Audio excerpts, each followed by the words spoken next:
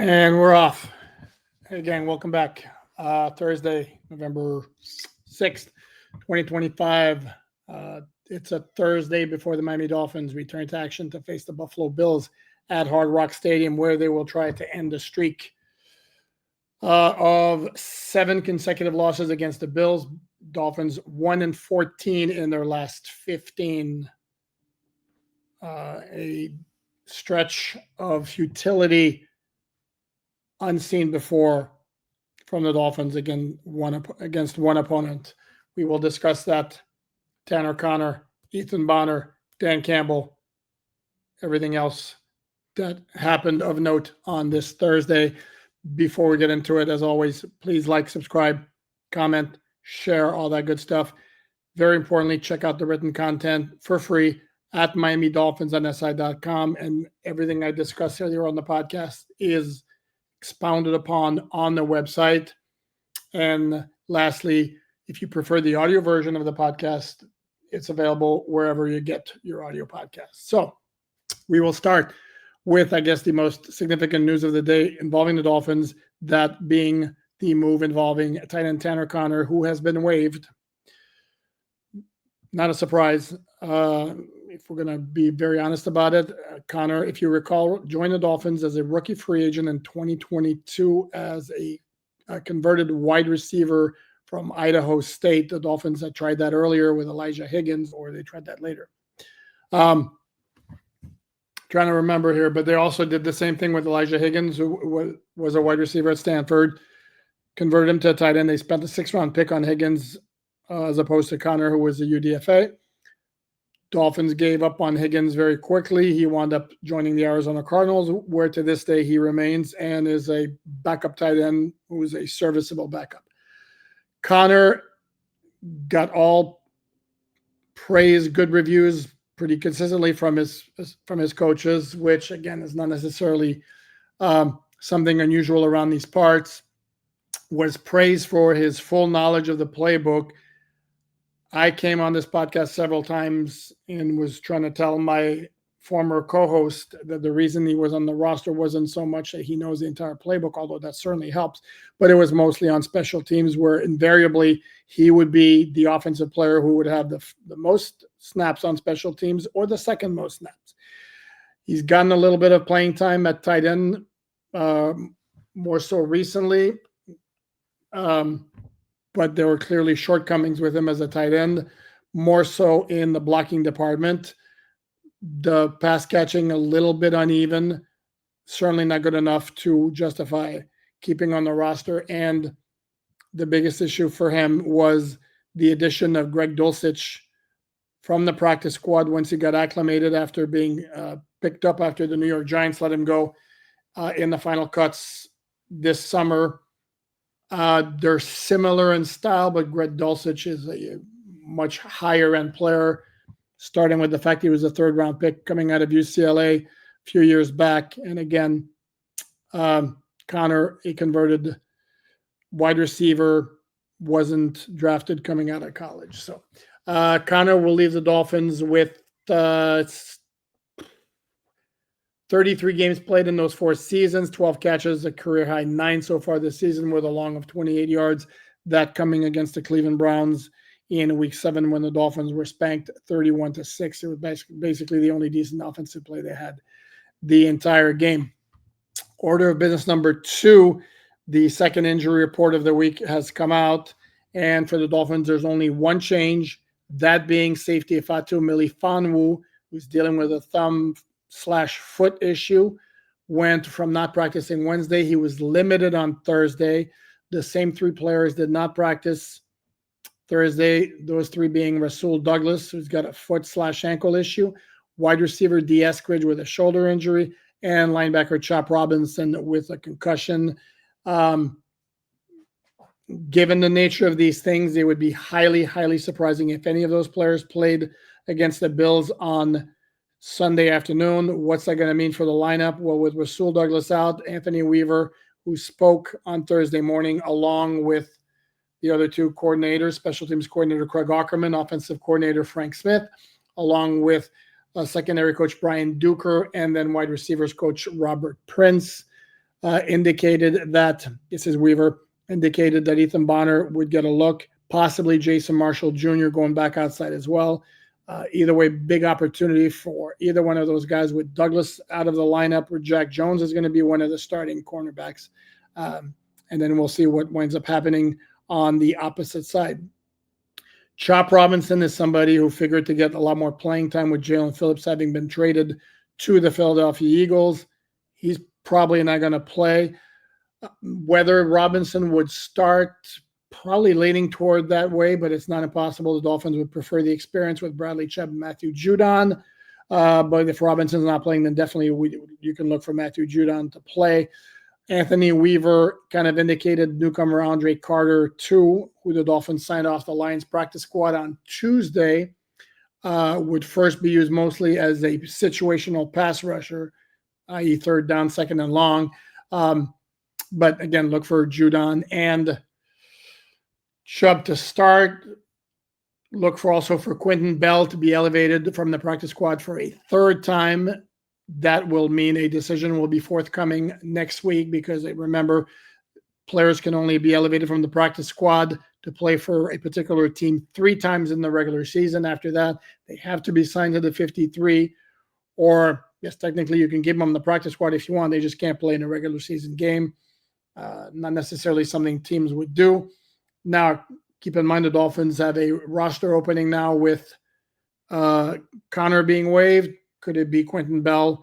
He's the guy who I thought the Dolphins would sign to fill the spot left open by the trade of Phillips in the first place. Instead, it was Carter, who they poached off the Lions practice squad. Is it possible they add another outside linebacker? Maybe. With D. Eskridge at wide receiver, not a major issue on offense. Eskridge has done very good work on special teams. But at wide receiver, Dolphins already have 5 other guys they can use, that being, of course, Jalen Waddle, Malik Washington, Taj Washington, Nick Westbrook-Akine, and Cedric Wilson Jr. Dolphins had 6 wide receivers in the lineup against Baltimore, and we've gone over this before. It didn't make any sense, particularly when it came at the cost of having only 2 healthy halfbacks, those 2 being Devon Achane and Ollie Gordon, 2 who wound up sustaining an ankle injury, while Jalen Wright was healthy and active, which, again, made no sense. I would like to think the Dolphins have learned from that lesson, but we shall see. So along with those 3 players, the Dolphins now had 6 players listed as limited on Thursday, 1 more than Wednesday, obviously, because Melifonwu joined the club. And those 6 players are Bradley Chubb with the foot injury, Ashton Davis quad injury, Ollie Gordon ankle, Julian Hill ankle, defensive tackle Zach Sealer shoulder. One would think the Dolphins would not waive Tanner Connor 3 days before a game against Buffalo if they thought Julian Hill would not be ready to go. Right now, the Dolphins are left with 2 tight ends on the 53-man roster, Julian Hill and Greg Dulcich. They have 2 on the practice squad, Chris Myrick and Hayden Rucci. Hayden Rucci has been elevated each of the past 2 games. Very possible that'll happen again. And then the Dolphins will be in the same situation with him, having to make a call on him once he's exhausted his 3 practice squad elevations. Also, let's not forget about Darren Waller, who has 2 more games to sit out before he becomes eligible to return off IR. Don't know the exact status of his progress, his recovery. All I can tell you is Mike McDaniel said a couple of weeks back that the pec injury that Waller sustained, he did not believe was going to be season ending. And on that note, I know I get asked this in the comments, and I really wish I could provide more information on the exact status of James Daniels, Austin Jackson, Andrew Meyer, Jason Sanders.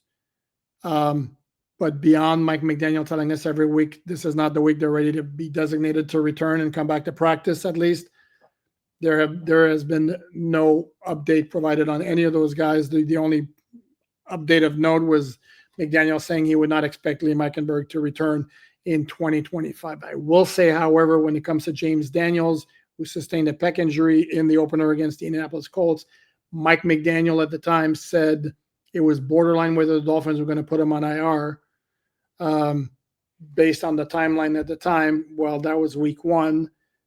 And putting him on IR, left him out until at least week 5. And now we're going to week 10. So either there was a very significant setback involved, or the injury turned out to be more serious than the Dolphins thought.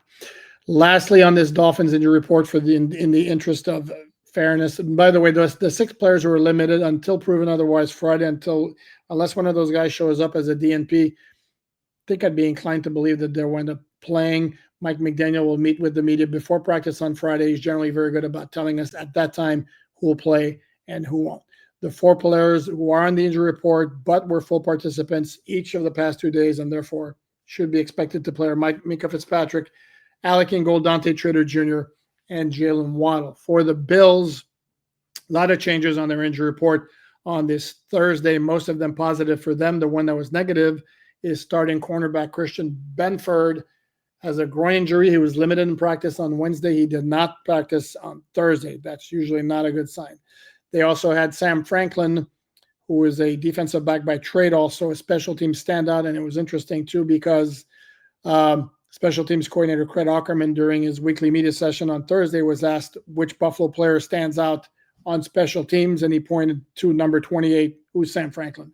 He had an illness, so that can be, who knows how long that's going to be, but he was a DNP.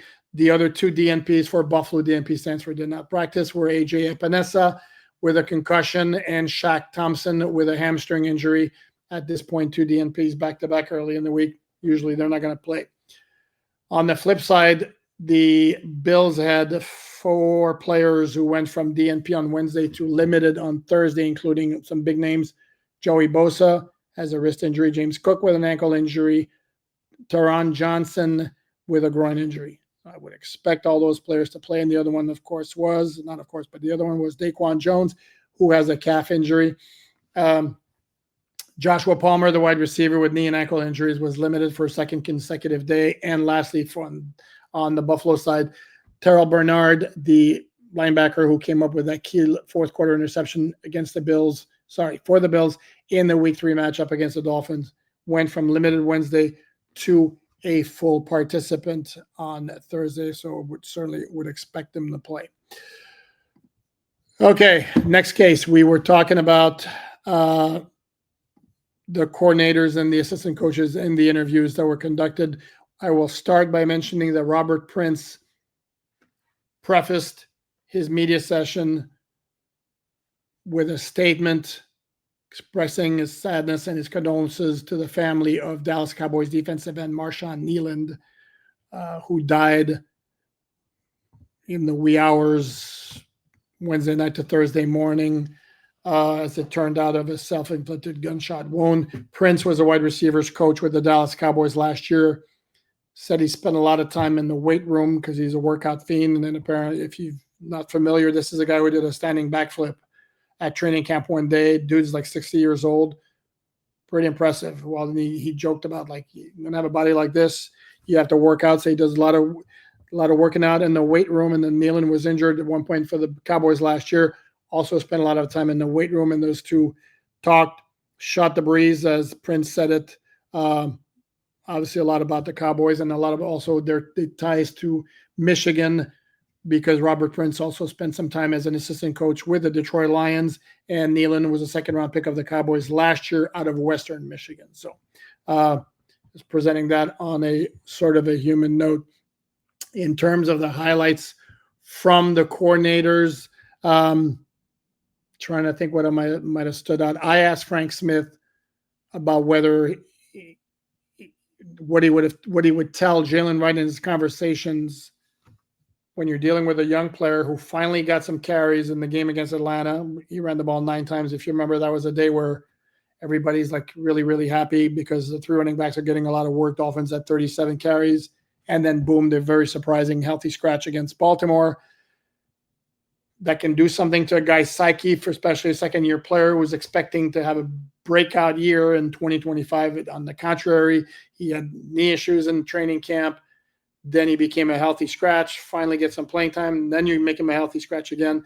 So I kind of asked him, and basically Frank Smith's point was, like, he explained to him everything that's going on, and the key is maintaining clear communication And um, and then the other part of it also is, this is something I mentioned to Frank Smith, who doesn't seem concerned, but if I were a Dolphin coach, certainly I would something I would pay attention to. One issue that running backs sometimes get into is they're trying to hit a home run on every carry when sometimes there's nothing there. And if you're a young guy whose playing time has been messed with, for lack of a better term, it's not crazy to think that Jalen Wright's going to try to make every run a 12-yard run when maybe the blocking up front maximizes it at 3 yards. And instead of getting those 3 yards, you try to juke and go for that big play and you wind up losing 4 yards. That would be something, if I'm a Dolphin coach, I would keep an eye on. Anthony Weaver talked about Chop Robinson, mentioned that he's confident that he's going to break through in the second half of the season with increased snaps, the result of Jalen Phillips now being with the Philadelphia Eagles. We shall see how that plays out. Robinson has not gotten a ton of snaps so far this season because it's been mostly Chubb and Phillips who've gotten the bulk of the work at edge defender, more so as well than Matthew Judon. We'll see how that changes once Robinson is back in the lineup. And beyond that, I should mention that Craig Aukerman was asked for players who have stood out to him beyond the specialists, which are Jake Bailey, Riley Patterson, and then your returners, Malik Washington and D. Eskridge, although the snapper Joe Cardone, I'm sorry. He mentioned the two returners and the good job they've done. Malik Washington, who is second in the NFL in punt return average, and he's also in the top 10 in kickoff return average, has been very good. D. Eskridge has been very good on kickoff returns as well. And then he mentioned other players like KJ Britt and Cameron Good. Okay, wanted to pass along this anecdote, and I wrote about this on Miami Dolphins on SI.com, along with more details that I'm going to provide there. So please check it out. This very, very interesting story or comments coming from Detroit from defensive coordinator Kelvin Shepard, if you guys remember the name. He was a linebacker for the Dolphins from in 2020. Pardon me, let me try again. In 2014 and 2015.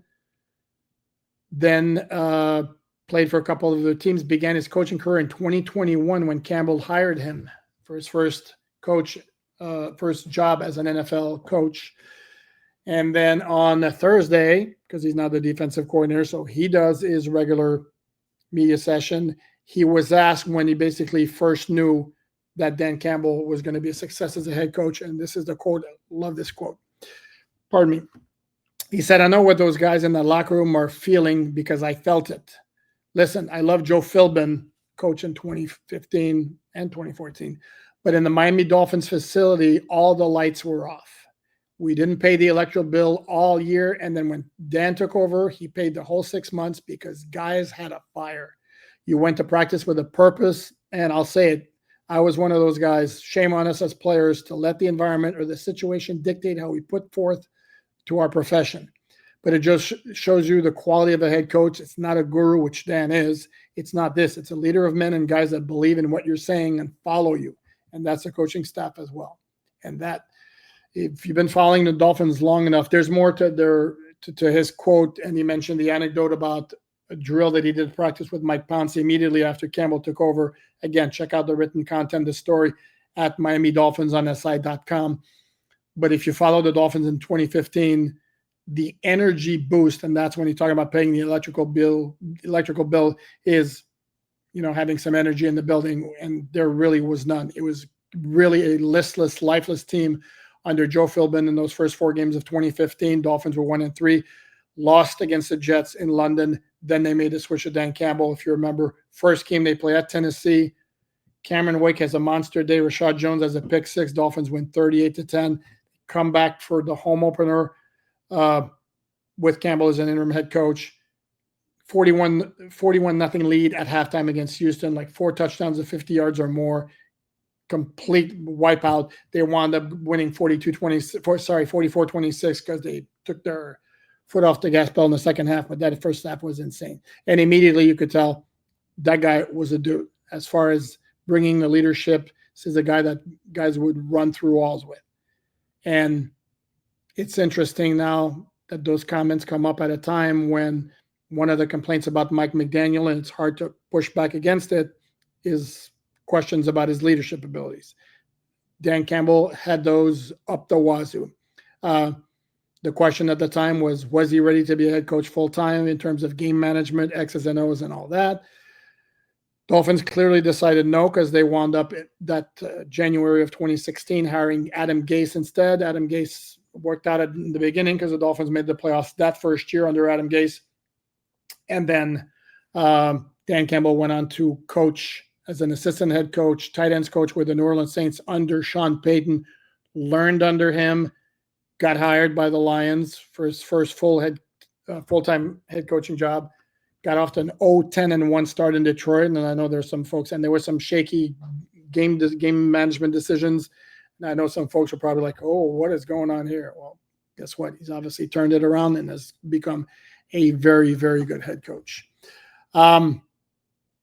The other thing I want to bring up before I wrap this up, and again, I write about it more on MiamiDolphinsOnSI.com. This is comments from Dan Orlovsky, who called the Dolphins the biggest losers of the trade deadline. Okay. And basically his thing was the Dolphins needed to blow it all up. They're not close to contending. They should have basically traded anybody and everybody who was worth something for draft picks. And the question, as I pose on MiamiDolphinsOnSI.com, if it's not up there yet, it'll be up there soon. And this is something I'm going to explore more in depth sooner rather than later. Is the big question is what kind of rebuilding project, what kind of timeline are we looking at? Is it, I'm going to say the timeline to win the Super Bowl? They haven't won the Super Bowl in 52 years. Obviously, that's the goal. But again, what's the timeline? And my question, if the timeline is, if you're looking to turn it around pretty quickly, why would you trade Jalen Waddle? And I don't know that the Dolphins see themselves in that position, which is kind of the issue there. And last but not least, we got Adam Schefter talking about, look, for the Dolphins maybe doing some things in the offseason to acquire and accumulate draft capital to make a move for a big-time quarterback, because now they're looking at Josh Allen, Drake May, and the idea that the New York Jets are going to do that. They're going to land a big-time quarterback in the offseason, and it's been suggested that it might be a top 5 draft pick for the Jets. It might be them packaging a lot of their draft picks, and they have a lot of draft capital coming up, 5 first-round picks over the next 2 years to land maybe a veteran. Somebody threw out the idea, can't remember who it was, of Joe Burrow maybe being on the table. We shall see where that goes. And we shall see where the Dolphins wind up doing next offseason. Still not 100% convinced that it's going to be, a complete overhaul. We shall see. Part of it's going to depend on how the Dolphins finish off the season. So for them, yes, there is something at stake beyond just pure player evaluation. And it starts Sunday against the Buffalo Bills. Oh, and I had mentioned the series as well. That stretch of 1-14 over the past 15 meetings with the Bills, that's the worst the Dolphins have ever done in a 15-game stretch. And again, that's also on the website with more detail. Some of the numbers are pretty staggering. And of course, if you're old enough to remember this, that 14-1 over 15-game stretch is nothing like what the Dolphins did to the Bills, the opposite in the 1970s, because the record for that entire decade for the Dolphins against the Bills was 20-0. So on that note, that's going to do it. Thanks everyone for tuning in.